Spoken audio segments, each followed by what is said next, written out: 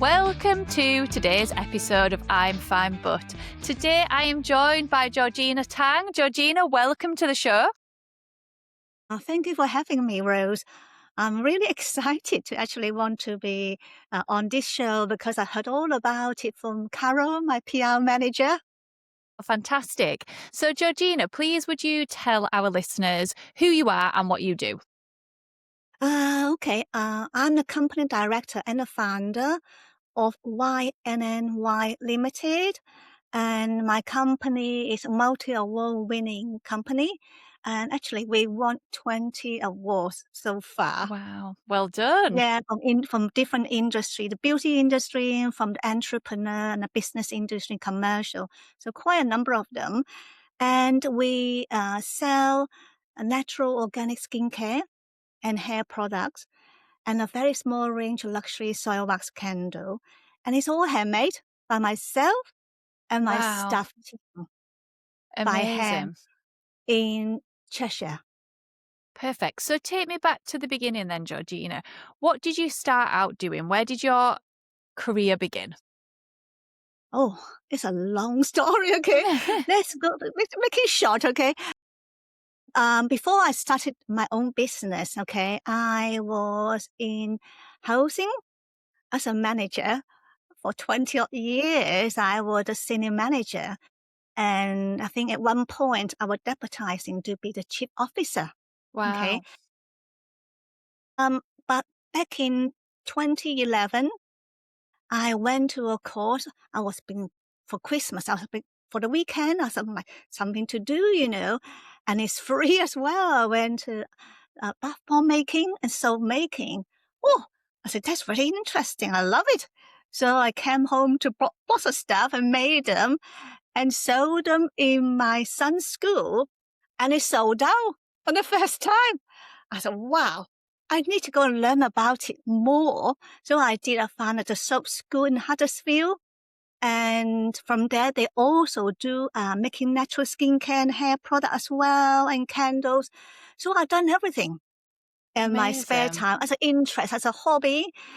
And in 2013, my son was formally diagnosed with juvenile idiopathic arthritis.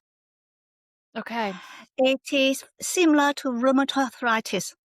It's an okay, autoimmune condition, and the standard treatment is actually chemotherapy. okay. And how old was he when he got diagnosed with this? About 10, Okay. 10 years old. Wow. Okay, that's a huge family shock. It was, I think, before he got the diagnosis, we didn't know because my son couldn't speak. He got communication difficulties, and at the time he was speaking about 2 words. That's all he can speak, and he couldn't tell us what's wrong with him. And it's only when one day I was dancing with him, in the living room, and I was holding his hand, and I noticed his fingers were all swollen up like sausages. And I couldn't understand why. Quickly, I went into the internet, Google the symptoms, because he had been quite ill for quite a long time, like mild temperature Okay. and very withdrawn, and his behavior changed as well. And straight away, and I found out, oh, that this could be the problem, arthritis. So I email the consultant. I'm very lucky. I have direct um, contact with a lot of Alesso consultants. He had 10 consultants at that time. Wow. Okay. Yeah, so I managed to email the consultant and responded very quickly. And she booked to see him a week in a home because my son have a phobia of hospitals and medical establishment, and it's very difficult for him. Also, my son is autistic as well, and also has severe learning difficulties, as well as his communication difficulties. So it's quite difficult. And so she came and took one look and listened to the symptoms. She said he definitely have arthritis. So she made a quick referral, and that's how we got started to get the whole ball rolling. Okay, And when he had the chemotherapy, quite soon, I think, um, I sort of noticed his hands getting, getting very dry skin, Hmm. really, really bad, and day by day it's getting worse. And until, but so I took him to GP as you normally do, Hmm. and they prescribed steroid and E45, all the standard stuff, not getting nowhere. And at the end, I spoke to his other consultant at Yeah. the hospital, and he did have a look and said that he need to be referred to a specialist dermatologist. So they did internal referrals a lot quicker. Yeah. So we got seen very quickly, and they prescribed 1 to 3 different steroid creams for him, different strength, and the last one is the highest strength.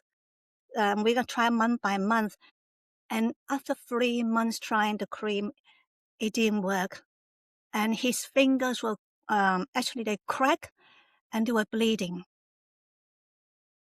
I just cry, when it's like if you see a child in that state. Sorry, it just made me all the memory. Yeah, it's so much as well to watch somebody else having to go through that, and there's nothing that you can do to control it, to stop it, and especially as a mum as well. It's so true. So what I've done, I said to myself, I got to make something for him to help him, and I did. I make him a balm, okay, and just try my best with the knowledge I've learned from the soap school, how to make natural skincare. So I created a balm, which is now called a soothing shea butter. It's selling really well.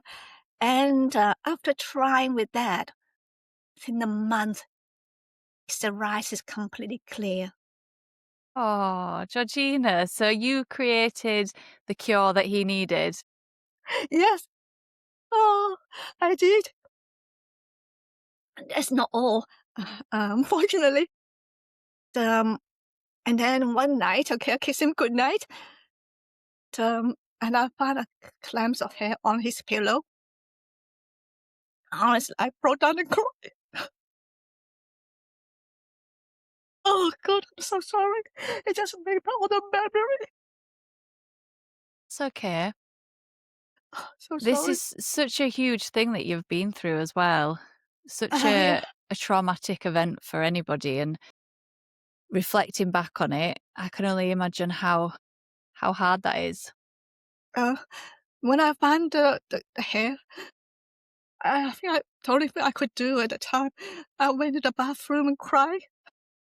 And I said to myself, I got to do something. I was so determined. I said, I need to help him because he's only 10 years old. But I don't want, he's already suffering. I don't want any more suffering for him if I can help it really. So I was determined to make a shampoo conditioner to help him to grow his hair. And I think a month later, I did another products, okay, 2 products. And I think I think must be a few months, and he started growing all his hair back. And because I discovered very early on, okay, and that really have stopped the loss, the hair loss, and then help it to grow. So quite soon he have his full head of hair now. He grows too much hair. His hairdresser complain all often, saying that it takes a long time to cut his hair. Oh yes, that's how I got started. And from there, I got people asking me to make things for other problems, It's a bit by bit, and I'm making more and more products. So I start going to craft fair, little small one, to sell my product. And people say, "Wow, your product are really nice. It's so good." Um, it became a business after I gave up my full-time job. Because I said to myself, I love I love what I was doing, making product and go around to selling to people and helping people and transform the skin and the hair. I really enjoyed that. And also, I was going to craft fairs is the human contact, and people come to me, talk to me about the problems, and I try to solve the problems. And I said to myself, if I continue my job, full-time job, hobby, okay, it will always be a hobby, it will never go anywhere. And so I took a leap of faith in 2015, December. I took voluntary redundancy. Okay. So you were given a little olive branch. Yeah, it was lucky. I mean, it's just the right time and it's available. I said, "This is a perfect time to take it now. If I don't, I lose opportunity." So I took my redundancy and start focusing on my business in 2016. That's where we are. Sorry. What about that jump then? How did you feel? So you were getting redundancy coming through, and it was a really the right opportunity that just came at the right time. How Yeah, scary did it feel to go from employment into this whole new venture? Did you feel quite confident in it, or was it, was it quite a scary jump? I was petrified. I have to say. I mean, always have a job. I always has a well-paid, secure job. I was always in quite high-paid job as a manager, senior management, and I was like a civil servant. So it's secure with occupational pension and it's well paid, holidays, things like that, and all sorts of benefits. And it was, let's say, it was really scary. But I couldn't tell anybody. I have to convince my husband that I know what I was doing. But inside me, I was scared. You're really scared. If obviously talk about financial issues, what am I Hmm. do if it doesn't work, And luckily, my husband, so also he was in a very well paid job as well, and with the money, redundancy money, we managed to survive. And also, we have saving as well before then. Okay, so that really helped. I think being starting late, like I was 51, 52, it really helped because financially we are quite stable, even without one salary, because we already have savings already, and because I'm more experienced, and I think I'm wiser. So it really helped. And my first break was 2017, quite quickly. And I was approached by a training school, a beauty training school, to have my product to be white label. Basically, they buy my product, but they put a logo on the labels, Okay. and they became a multinational company. Wow. Okay. So I grow with them. That's brilliant. Okay, so it's not got your logo on it, it's got their logo on it, but they're your That's correct. products. Yes, I offer white label service, as well as sell it on the website, so anyone can buy on my website. Plus, I supply, I think 99% white label customer are from the beauty industry. I supply to international beauty tech companies. I also supply to Dubai, Spain, and at the moment I'm negotiating someone from France as well. Wow. So as well, I sell in the UK as well, but most of my business are UK based. Wow, brilliant. So, were there any points within this that, you've taken the jump? Did anything go wrong? Have you had any really big pitfalls? Anything that you've thought, this is so much to juggle, having a child with all these additional needs and building a business? Let's say, um, when I was working for someone, it was extremely hard because my times are 5 days a week is with a company. That was really hard trying to, but luckily I was on a flexible hours, so Okay. that enabled me to do all the appointment. My son had about, I think it could easily about 3 appointments a week, Okay. hospitals and school and community. So it's a lot of appointments, and he was constantly ill. My son got complex medical needs, not just autistic and things, learn difficult. He's also have a lot of health problems. And, so that really, was tough, trying to, uh, managing as a manager, as a senior manager. And it was it's really pressure, obviously, Mhm. when you get that level, and as well as trying to, coordinate all the appointments for my son. And when he's ill, I had to stop, had to work from home, get approval from my manager. It was very tough, because my manager wasn't very supportive. Because all she think about, oh, you're working from home again, looking caring for your son. Yeah. So that was very, very difficult. Um, so when actually setting up my own business, it really took away that pressure from me to Mhm. be answerable to someone else. Yep. So in that case, I have to say, if you have a child like my son with complex needs, working for a company is harder than working for yourself. Initially, especially when you set up the business, it wasn't that busy. When you set up your own business, there are lots of things to do, but not busy. It's only when I got really busy, when I got the big, uh, break in 2018, when I took off my business, it was very difficult, because, my husband was, well, I think at the time, oh no, actually he was made redundant at that time, so it was quite good that my husband was there.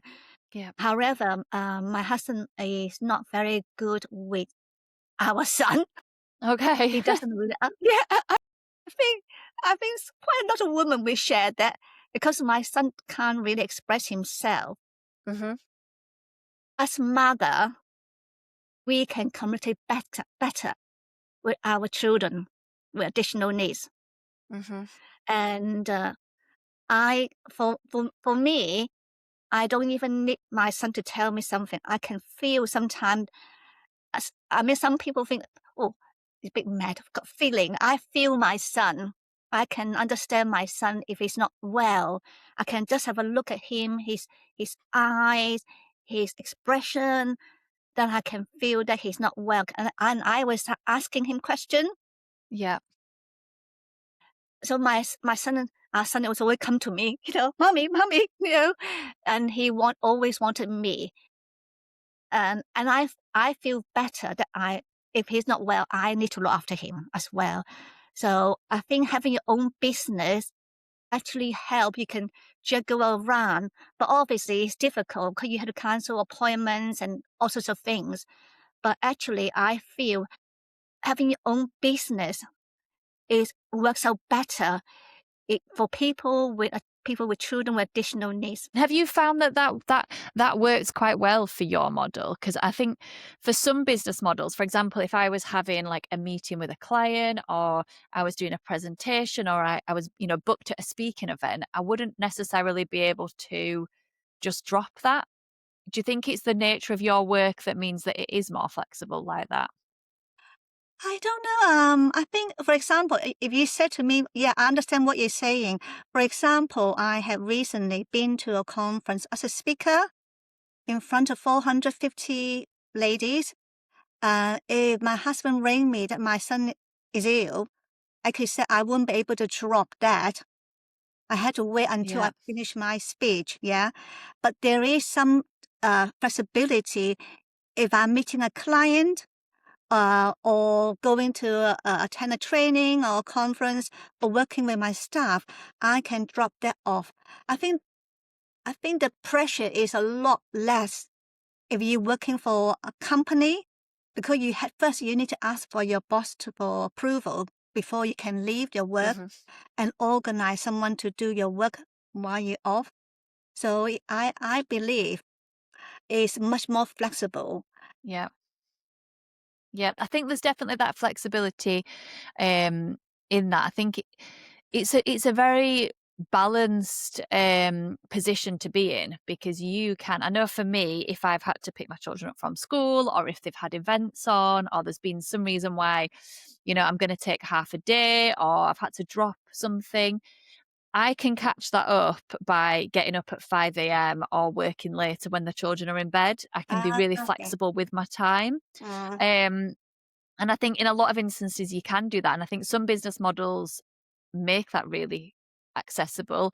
Other business models, it is harder to drop anything. So I think if you found that for you, it works obviously really well for you and your son and your family. So if there's somebody who's thinking, I really want to build a business with this type of flexibility, but I'm not really sure what I want to do you have any advice for them? Oh, that's a that's a it's a big question. Really, the first thing you do if you want to start your own business is to do something that you're passionate about, not about money. Especially like for me, middle age, middle age, so Mm. start quite late in life. It's so important you do something that you want to do, rather than something to make money or fame. Okay, that is the first start. And the second thing you start to really do as like a hobby or side hustle while you're still working full time. When you start a new business, you need money to invest. I think a lot of Mhm. people get out of the job and then never thought about and start a new business, never thought about they need money to invest and to live. Yep. So a Yep. lot of people have failed within the first 12 months. With me, Yes. I started it already uh, working in like a weekends. I spend my weekends selling products. But Yep. I but it's but I enjoy doing that, and then when I got a time, when your time is right, and you have some saving, and then you know your market, because by going all these craft fairs and selling on a website, I understood my market. So that's how I have ready for my next step to be full time. So do it gradually. I'm not the type person who go heads on. That's it. You know, Mhm. I had to test it out first, and I think because of that, it allowed me to expand and grow my business easier and quicker. Yeah, definitely. And it's so true that you've got to have capital. You've got to have that money beside you that, when it is tough when you're building, because that is ultimately some of the reasons why a lot of businesses fail in the first 12 months. I am a workaholic. I'm terrible. I'm always working, working. 7 days never enough for me. I would like 10 days a week if I can. So I really love doing this. Really, I enjoy doing it. For me, it's about passion. Okay, um, if if I love it, if I like it, I would do it. I find time for it. If you love something, you find the time to do it, don't you?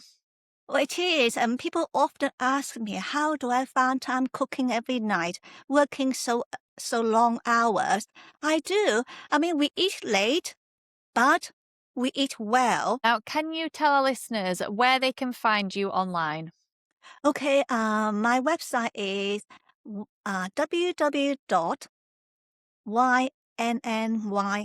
www.ynny.co.uk. Fantastic. And where do you hang about on social media? Are you on Instagram? Yeah, I'm on Instagram and TikTok, and the handle is they're both the same for Instagram and for TikTok is YNNY Limited.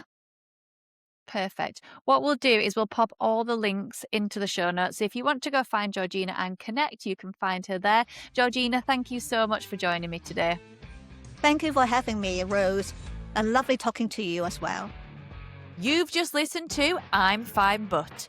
If you're unsure about business or what really matters to you right now, why not take our free core values course?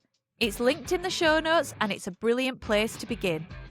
Don't forget to subscribe so you never miss an episode, and you can follow us online at all your favourite social media platforms at Baby Beats UK. Until next time, I'm Rose and I'm fine. But honestly, we're all just figuring it out.